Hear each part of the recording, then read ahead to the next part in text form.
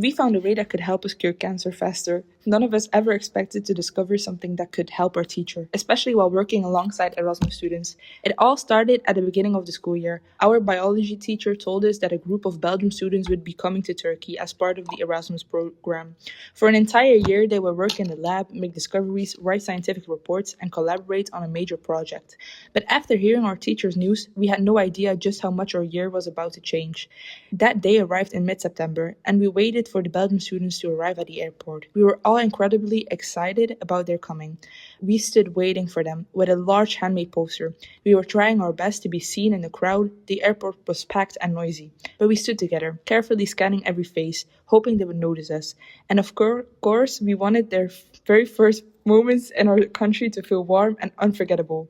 There they are, Ume shouted excitedly. Juliette and Louise walked towards them through the crowd, the large banner in Ume's hands reading, "Welcome to Turkey," immediately caught their attention. "Welcome," Parla said with a smile. Louise laughed softly and adjusted her suitcase. "I didn't expect to be greeted with a welcome like this. This is just the beginning," Isa said. "Turkey is going to surprise you." They all got onto the bus together. As soon as they left the airport, Juliette started looking out the window. "Why is it so crowded here?" she asked. "Because Istanbul never sleeps," Yildiz said, laughing. Louise pointed to a cement vendor by the side of the road. "Why are people walking around with those round breads?" Uku laughed. "That's it. You must definitely try it tomorrow." Juliette was constantly taking pictures with her phone. "The buildings are so different. What about those towers?" "A mosque," Yuma said. "Don't be surprised if you hear the adhan, call to prayer." Just then the sound of the adhan echoed from a distance. Louisa looked around in admiration. "This is truly impressive." The next day, everyone was sitting on the grass in the schoolyard. Louise looked puzzled. "Are we going to have classes outside?" The biology teacher smiled and nodded. "Yes, today. First, get to know each other." Juliette took a deep breath, looking around. "The atmosphere here is so peaceful. You'll be even more surprised when you step inside the school," Parla said. They went on a school tour together. When they entered the laboratory, Louise walked up the tables with excitement. "Do you really do experiments here?" "Yes," Isa said. "Sometimes we go home very late because of the experiments." Juliette leaned over a microscope. "This year is going to be so much fun." The chief teacher smiled gently. "Maybe not just fun, but also important." In the following days, cultural activities began. One day there was a folk dance performance in the school hall. Yildiz reached her hand out to Juliette. "Come on, you try it too." Juliette pulled back. "No, no, I'll definitely fall." Isa laughed. "If you fall, we all fall." After a while, Louise and Juliette started dancing too. Everyone was laughing hysterically. Then Louise turned on some music from her phone. "Now it's Belgium's turn."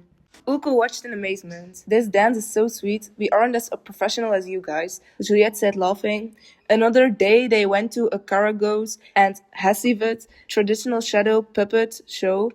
Louisa was wiping tears from her eyes from laughing so hard. "Okay," she said, laughing. "Turkish humor is really very good."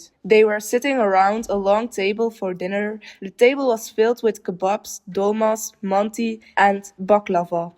Louise's eyes widened when she took her first bite. "This is delicious." Parla smiled proudly. "You haven't even tried the desserts yet." Juliette pointed to the ayran in her hand. "I'm still trying to get used to this." Everyone laughed. Then Juliette pulled a small box out of her bag. "We brought some Belgian chocolate for you." Isa opened the box with excitement. "Really?" Yildiz closed her eyes as she tasted the chocolate. "Wow, this is amazing." Throughout dinner, they talked about their cultures. "Your family structure is so warm," Louis said. "Because we love spending time together," Uku said. Juliette smiled. On Friday after classes, there was a ceremony in the schoolyard. Juliette looked around and whispered, "Why is everybody standing so orderly?" "You'll understand shortly," Ume said. When the national anthem started playing, everyone grew serious. Juliette and Louise watched their surroundings in silence. When the anthem ended, Louis spoke softly. "Everyone's so respectful," Aisa nodded, "because anthem is very important to us." Juliette asked curiously, "I know Mustafa Kemal Atatürk as the great national leader of Turkey. He achieved great success for his country and left a deep mark on history as a very important figure. Could you tell us a bit more about him?" Barla answered immediately. "He is the founder of the Republic of Turkey. He isn't just a leader," Yildiz added. "He is like a beacon of hope for us." Louise listened carefully. "Can you tell us more?" That day they talked for a long time about Ataturk, the war years, and the founding of Turkey. In the evening, the Belgian students returned to their hotel. Louise sat on her bed and took a deep breath. Her face was pale. She didn't have her usual energetic demeanor. Umay asked right away, "Are you okay, teacher?" The teacher smiled faintly. "I'm just a little tired," but that fatigue didn't go away. Days later, she looked even more exhausted. Sometimes she would pause while lecturing, and sometimes she struggled to catch her breath. One day, she dropped the test tube from her hand. Isa stood up in worry. "Teacher, maybe you should sit down." "I'm fine," she said, but her voice was weak. Louise quietly turned to Juliet. "Do you think she's really okay?" Juliet answered without taking her eyes off the teacher. "I don't think so." A few days later, the teacher didn't come to school at all. The laboratory was silent, no one was talking like they used to. Finally, the door opened and the teacher walked in. The look on her face frightened everyone. Parla asked slowly, "Teacher, did you go to the hospital?" The teacher remained silent for a few seconds, then she lowered her head. "Yes." Uluk's voice trembled. "How are the results?" The teacher took a deep breath. "The doctors have diagnosed me with cancer." At that moment, a deep silence fell over the classroom, and that day everyone felt the exact same thing. This was no longer just a school project. Anxiety and silence. As the teacher's words echoed through the classroom, it felt as if time had stopped. No one spoke. Only the sound of the pen dropping from Isa's hand could be heard. Parla straightened up, holding onto her chair, her voice trembling. "How? How long have you known, teacher?" The teacher tried to smile gently but couldn't. "For a few weeks, the tests are still ongoing." Juliet jumped to her feet, speaking in a mix of English and Turkish. "Is here a treatment? You'll be fine, right? We just met." Yildiz started crying silently. Her shoulders shook, but she tried not to make a sound. Yumai immediately sat next to her and squeezed her hand. "Don't cry, please. We are here." But her own voice was broken. Louise couldn't take her eyes off the teacher. She swallowed hard and whispered, "This isn't fair. We're just getting used to this place." "To you," the teacher nodded. "I know, children, but you must focus on your lessons. Don't worry about me." "We can't focus," Aisha blurted out suddenly, her voice rising. There was anger, fear, and helplessness inside her. "You are our teacher. You were here every day. Now all of a sudden, this can't be."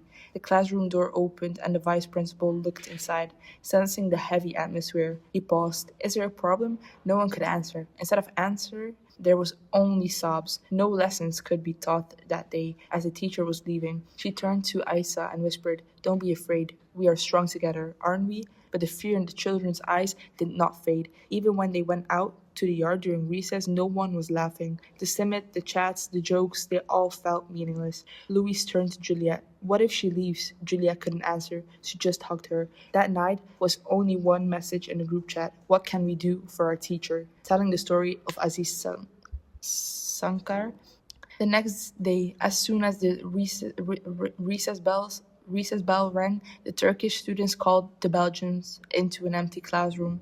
They wrote in huge letters on the blackboard, "Aziz Sankar." Sansar. Ildes took the chalk in her hand. Her voice was still trembling, but was determined. "Now I am going to tell you why this name is not just a scientist to us. 1. Where he came from, how he never gave up. Aziz Sankar was born in 1946 in the Savour district of Mardin. There were 8 siblings. There was no electricity in the house. He would study by candlelight. At night, he studied medicine at Istanbul University, but didn't come a practicing doctor. He said the thing that helps people the most is understanding the disease, and turned to science. He went to the USA and started from scratch without knowing anyone. He worked in the lab every single day for 30 years. There was no weekends, no holidays. Juliet whispered, 30 years? For just one topic? Isa nodded. Yes, because he knew that one day this information would save a patient's life. 2. What he found. Parla drew a simple DNA diagram on the board. Our cells experience more than 50,000 DNA damages every day. Sun, smoking, chemicals. If this damage isn't repaired, the cell goes out of control and becomes cancer. Aziz Sankar discovered how the cells cut out this damage and replace it with the correct piece. This is called nucleotide excision repair. Nucleotide excision repair. He received the Nobel Prize in Chemistry in 2015 for this work. Ulku added. He showed step by step which proteins this mechanism works with. He says success in science comes from not leaving your desk. 3. Why this matters, Euless continued. But he didn't do this just for a theory.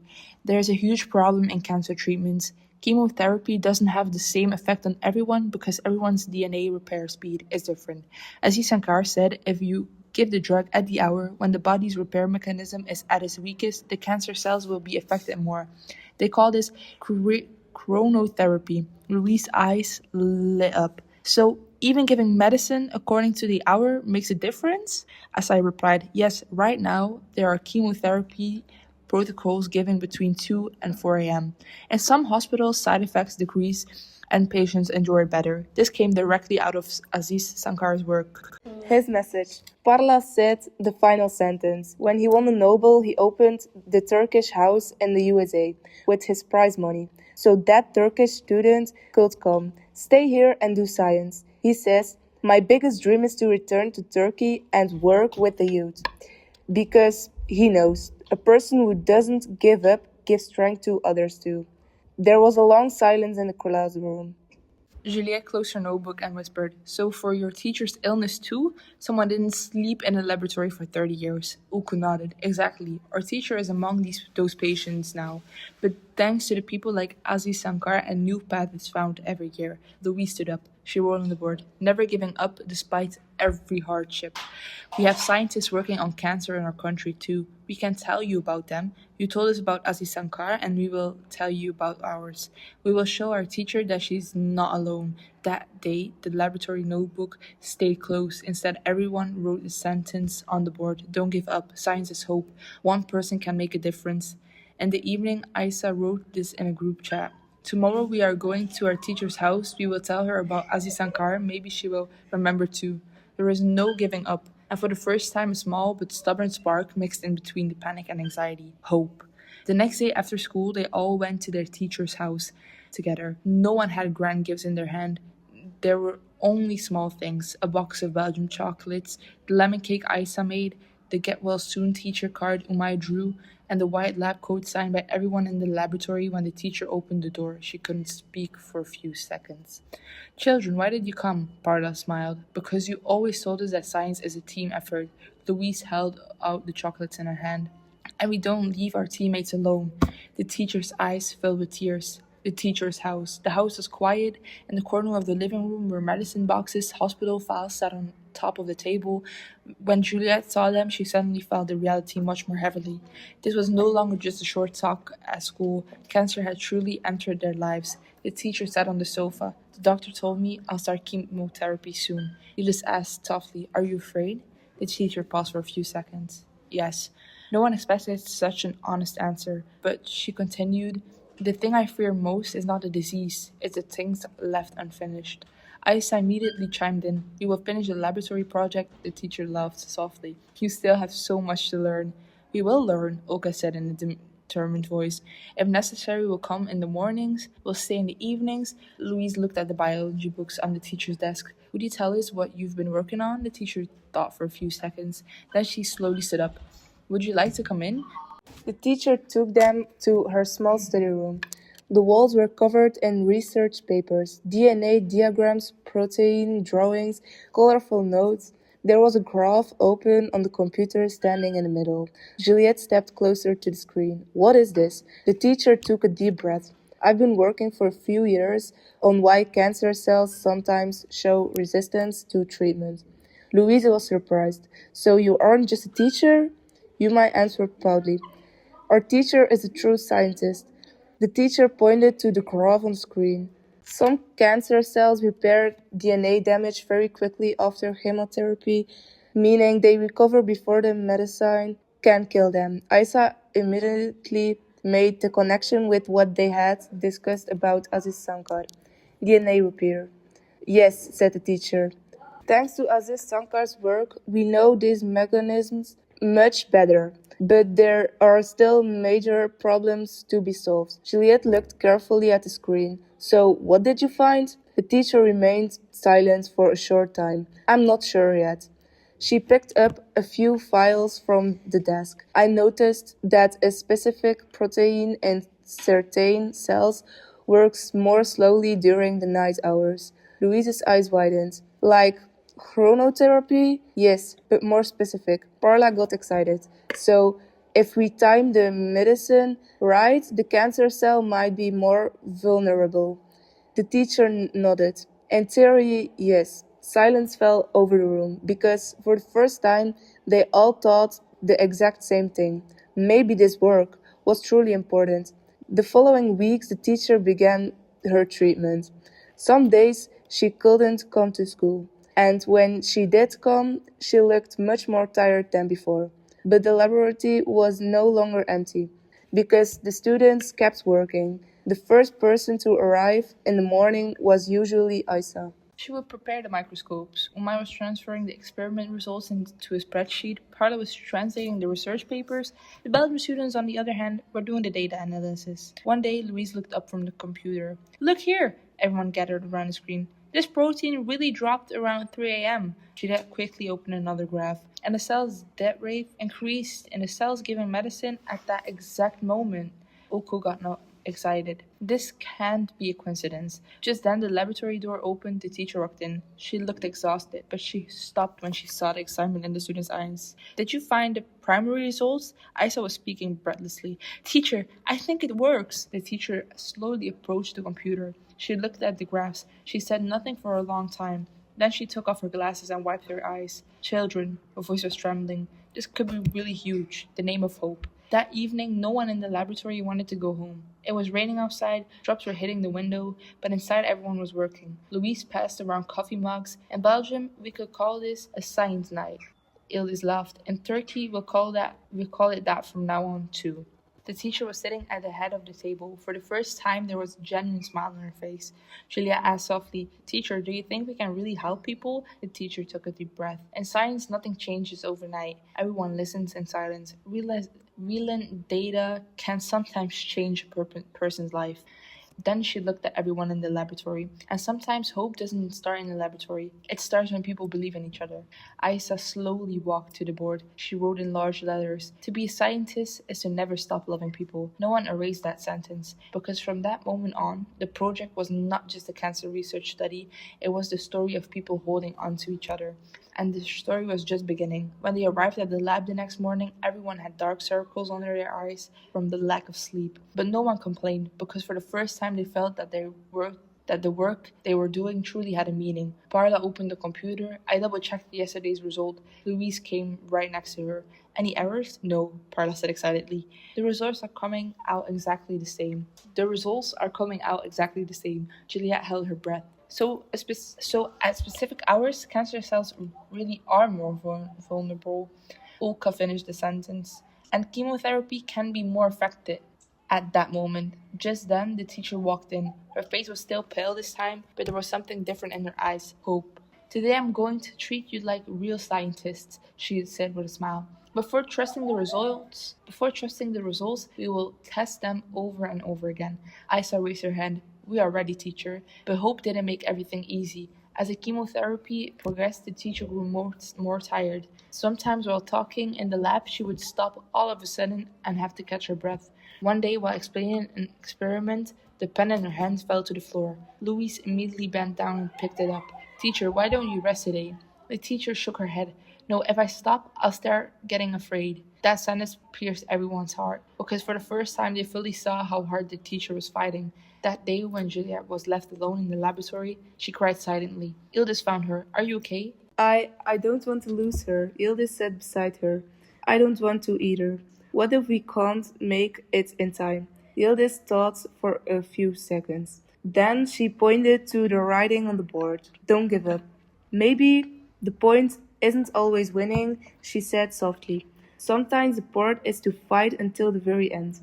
Months passed. The experiments were repeated.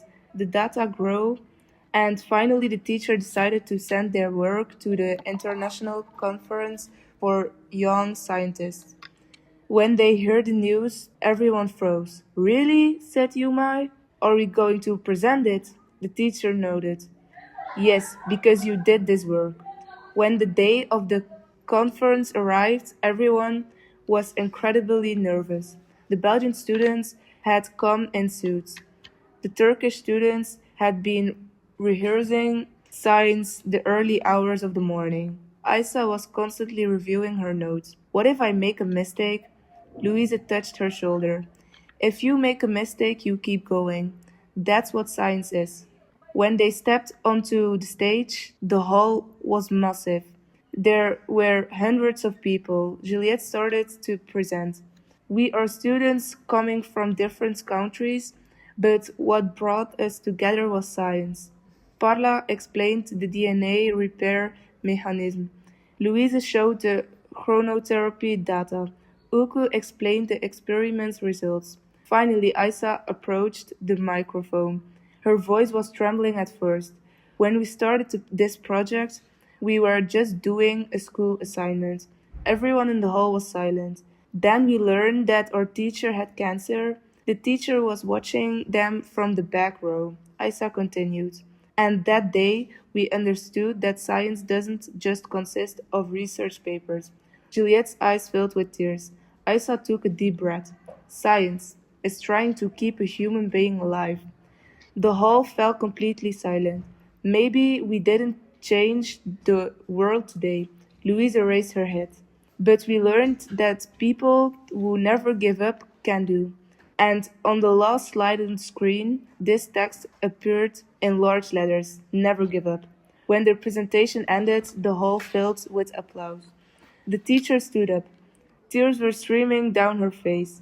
When the students came down from the stage, she hugged them one by one. I am so proud of you. Isa laughed through her tears.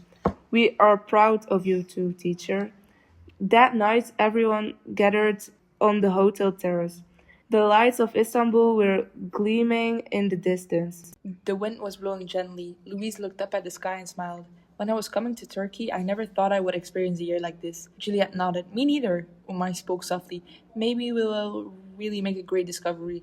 The teacher came over to them. Maybe you will, she said. Maybe one of you will be the scientist of the future, Parla smiled. What if we fail? The teacher answered without hesitation. To fail is to stop trying. Everyone went completely silent. Because at that moment they understood a person gets afraid sometimes. Sometimes one gets tired. Sometimes one cries. Sometimes you feel like everything is going to end. But if you keep going anyway, that is where true strength begins. And that night, a final message was sent to the laboratory group chat. Science can be hope, but what turns hope into reality is not giving up. 2 years passed. The Belgian students had returned to their country. Some were still connecting to the lab video calls, some had started different universities, but that laboratory, it was still the same. On that small sign above the door, it still read, Science is hope, and right below it, never give up. The teacher's treatment had taken a long time. There had been difficult days, sometimes the results had come back good, sometimes everyone's morals had suddenly collapsed, but the teacher never completely gave up. Neither did the students. Isa decided to study bioengineering. I will continue cancer research, she would say. Parla turned towards the field of genetics. Oku wanted to become a science journalist. I will tell people about hope. Umay, on the other hand, was still saying the same thing. One day, I will set up my own laboratory. The Belgian students had changed too. Louise was now studying medicine. Juliette had entered the molecular biology department. In an interview, they asked her why she chose this field. Juliette thought for a short moment. Then she smiled, because once in Turkey, a teacher showed us that science can change a human's life. One day, the old team met at the school again. The laboratory felt a bit smaller than before, but the memories were still everywhere. The old microscope was sitting in the corner. On the part of the board that hadn't been erased, the sentence could still faintly be read. One person can make a difference. When the teacher entered, everyone stood up. Most of her hair had grown back by now. Her face didn't look as tired as it used to. Isa asked her, eyes filling with tears, Teacher, how are you? The teacher smiled. I'm well. Even those two words were enough to make everyone emotional. Louise started crying silently. Juliette helped her. Look, she whispered. She made it. The teacher stood in the middle of the laboratory. She looked at the young people around her. Then she spoke slowly. You know, when I got sick, my biggest fear was everything being left half finished. No one spoke, but then I saw you. Her voice was trembling. Children supporting each other. Students working through the night. People continuing despite being afraid. Parla wiped her tears. The teacher took a deep breath. And I understood that a person isn't strong alone. Ildes whispered, "They are strong together." The teacher nodded, yes. Then she picked up the old lab coat on the table. On the back were the signatures everyone had written years ago. The teacher smiled, and she held the coat in her hands. Maybe we didn't change the world right away. Aisa smiled faintly. Asla pes etme, but we came a part of people trying to change. The evening sun was hitting the inside of the laboratory from outside the window. Everything had turned into a golden color, and at that moment no one spoke, because sometimes the end of some stories is not a grand discovery. Sometimes it's a person holding on to life again. Sometimes it's people coming from different countries becoming a family, and sometimes it's not losing hope even in the darkest moments. A few weeks after that reunion, while the students were at school, the vice principal opened the laboratory door. There was a smile on his face, and he hadn't seen in a long time. Children, he said breathlessly, your teacher's latest test results have arrived. Everyone froze in place. Isa stood up. How is she? The vice principal took off his glasses and smiled. The doctor said the treatment yielded very good results. For a second, no one could speak. Then Yuma screamed, she is getting well! The laboratory was suddenly filled with laughter and the sound of crying. Louisa covered her mouth with her hands. Really? Really? Juliet laughed while wiping her tears. I told you she would make it. Parla sat down on a chair and started crying, because for the first time in months they were feeling something greater than fear. Relief. That evening the teacher came to the laboratory. This time her steps were stronger. There was fatigue on her face, but it was no longer just fatigue. There was life. Everyone hugged her. The teacher couldn't say anything for a while. Then she pulled a folded piece of paper out of her bag. I want to show you something. Isa asked curiously.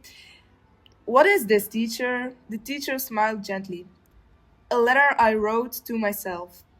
The laboratory grew quiet. The teacher opened the paper, and she began to read. Dear self, if you are reading this letter, you are probably very afraid. Maybe you can't sleep at night. Maybe you don't recognize yourself when you look in the mirror. Maybe you feel like everything is ending. But I want to tell you something. It's not over yet. Look, there are people around you. Students who believe in you, children who keep working even when you are tired. Young people who came from different countries and see you as their family. You told them for years that science is hope. Now it's your turn. Now it's your turn to believe in that hope.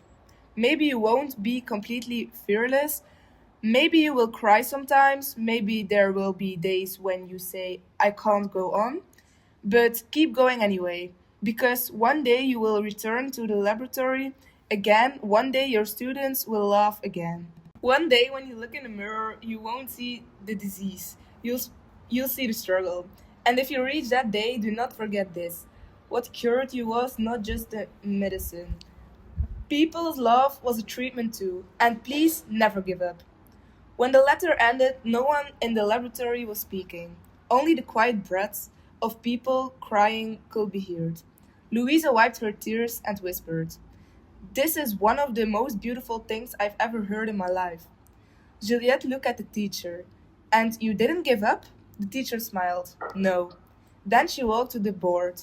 She took the chalk in her hand, and below the final sentence that had remained in the laboratory for years, she made a small addition. Never give up, because sometimes miracles come to those who don't give up. At that moment, everyone felt the exact same thing. Science did not just consist of experiments, a human being did not just consist of their desires and hope. Sometimes in a laboratory, sometimes in a letter, and sometimes it continued to live on in the hearts of people who never stopped believing in each other.